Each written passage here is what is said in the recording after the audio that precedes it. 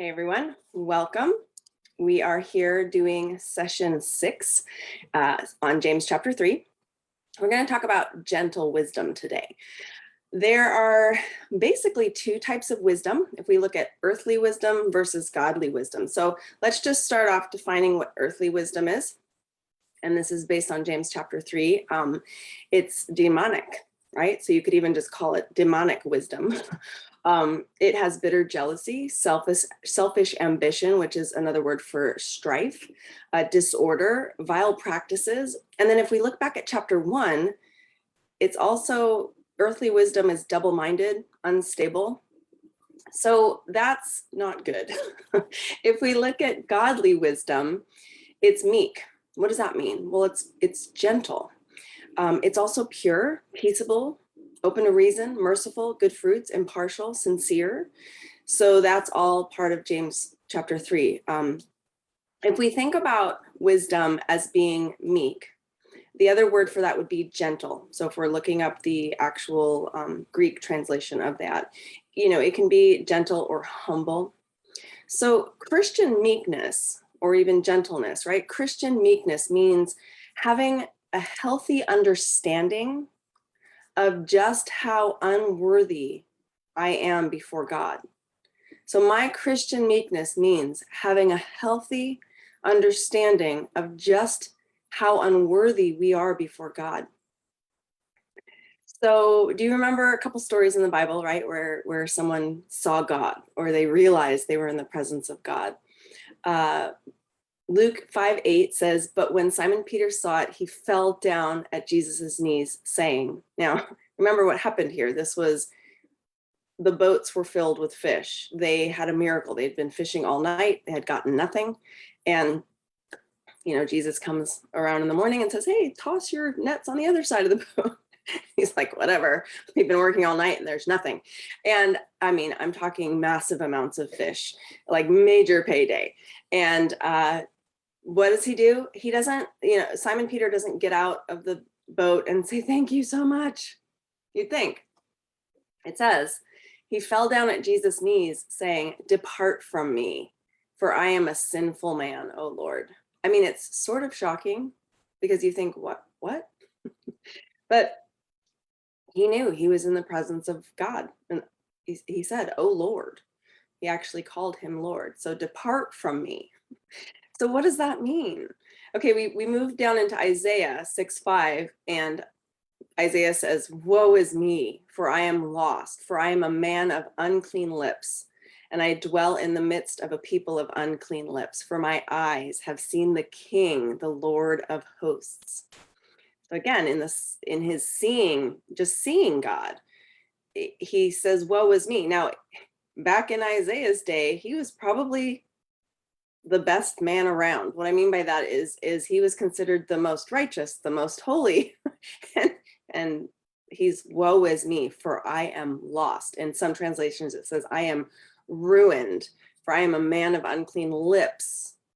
Like what? Again, he's the only person speaking truth in this land back in his time. Okay, so worldly wisdom says, you do you, you're entitled, take care of yourself first. My pastor likes to call it the me monster. It's the trinity of me, myself, and I. And so all of this is sin when we think of worldly wisdom. And we think if Isaiah thinks he's a sinner in front of God, and you think of Peter saying, depart from me, I'm a sinful man. Like, what about us? What is sin? And I've had conversations with people thinking, well, I'm a generally good person. Okay, great. But all have fallen short of the glory of God, right? All of us stumble. All of us sin. So sin is often defined as a thought or an action against God, but I want to help you sort of drill down a little deeper. Sin is really who I am. It's my selfishness. And really the best way to remember this is sin is ultimate selfishness. It's a desire for me to please self above God.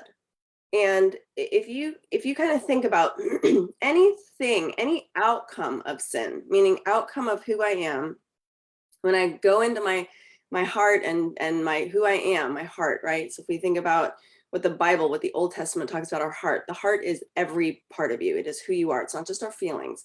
Your heart is your mind and your thoughts and your actions and all of who you are. So when I think about what overflows from the heart and I think about who I am, it's my heart is deceptive, right? My heart is not potentially going to do the right thing, right? It's going to do the selfish thing. It desires what the me monster wants. So we think about Philippians 2:3, do nothing from selfish ambition or vain conceit, but in humility consider others better than yourselves. So godly wisdom crowds out sin, right? If you're not thinking about yourself, you're doing nothing from selfish ambition. If you're in humility, you're counting others more significant than yourself. It's going to crowd out that sin. It has to. So let's kind of define this verse again in James 3:17. Godly wisdom, right? It's meek. Okay, we know that. It's gentle. Okay, but when we look at the verse, right, it's pure, peaceable, gentle, open to reason, full of mercy and good fruits, impartial, sincere. Let's kind of define those a little bit more. So pure. So godly wisdom is clean.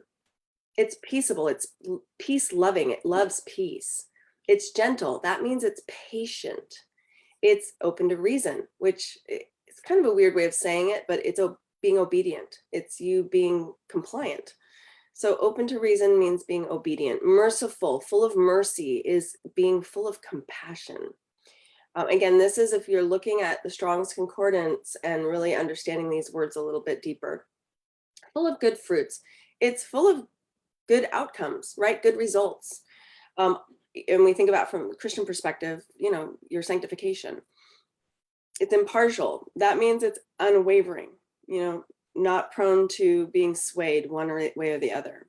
Sincere. This was a hard one for me because I think, okay, sincerity. I don't know. What does that really mean? Yes, being sincere, but without pretense and without hypocrisy. And that was a helpful understanding of the term.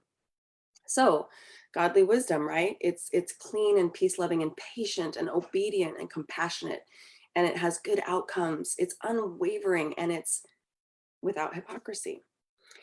So if we look at wisdom in light of meekness, and I think about the Jews back then, they didn't like the idea of being called meek. It seemed weak to them. But in Greeks, right, the Greeks of that day understood it to mean this calm, quiet strength. So think about people in your life who maybe are shy or more quiet. I think it's interesting that some men who are quiet and don't tend to speak up are often mistaken as wise. My stepdad from years ago was like this, and it was always the running joke that he was a very quiet man and he just seemed wise. He was an old guy, and my husband's getting older and has the gray hair, and he's very quiet. So it's almost like people would assume he's just this wise old man, when really my husband's just like, whatever, not a lot going on, just la-di-da, and he's shy. And that was the same thing with my stepdad. But if we look at Proverbs, right, whoever guards his mouth preserves his life. He who opens wide his lips comes to ruin. That's Proverbs 13:3. Death and life are in the power of the tongue, and those who love it will eat its fruits. Proverbs 18:21. Matthew 12:36 through 37 says, I tell you, on the day of judgment, people will give an account for every careless word they speak. For by your words you will be justified, and by your words you will be condemned. I don't know about you, but that one's really convicting. We will give an account, all of us, not just teachers. Luke 6:45, the good person out of the good treasure in his heart produces good, and the evil person out of the evil treasure produces evil. For out of the abundance of the heart, his mouth speaks. That's Luke 6:45. And then let no corrupting talk come out of your mouths, but only such as is good for building up, as fits the occasion, that it may give grace to those who hear. And do not grieve the Holy Spirit, by whom you were sealed for the day of redemption. Let all bitterness and wrath and anger and clamor and slander be put away from you, along with all malice. Be kind to one another, tenderhearted, forgiving one another, as God in Christ forgave you. That's Ephesians 4:29-32. So I want to just ask you this question: what abundance is coming out of your mouth? Right? Sin gets expanded because of my words. Think about that. My sin gets expanded, it grows because of my words. Sometimes it's like, Jen, just keep quiet, just zip it, you know? I like 1 Peter 3:1, likewise, wives, be subject to your own husbands, so that even if some do not obey the word, they may be won without a word by the conduct of their wives. So, how are we praying for wisdom? How are we utilizing that wisdom? How do we take wisdom and really attach it to our words? And a lot of times that just means be slow to speak, right? Just stop speaking as much. And that's hard for me, honestly. But if I can think that through and keep reminding myself, like, Jen, just slow down, just take a pause. We've talked about this before. Take a pause, pray for wisdom, godly wisdom, right? What do I want? Do I want my overflow to be demonic wisdom or my overflow to be godly wisdom? Of course, I want it to be godly wisdom. And all I know is whenever I open my mouth and start complaining about something, or start getting on griping about something, or getting on something that I'm frustrated with, and I open my mouth, it opens up the floodgates of sin. So I'm going to encourage you this week to try to remember to take a pause, to really zip it when you can, when you're feeling the urge to like blurt out something, your opinion, or something that you feel entitled to, or you've been wronged. Remember, all of that's just going to lead to chaos. So, and that sin just gets expanded. So let's try to like not expand our sin, but expand our wisdom. All right. Have a great week, and we'll see you soon. Take care.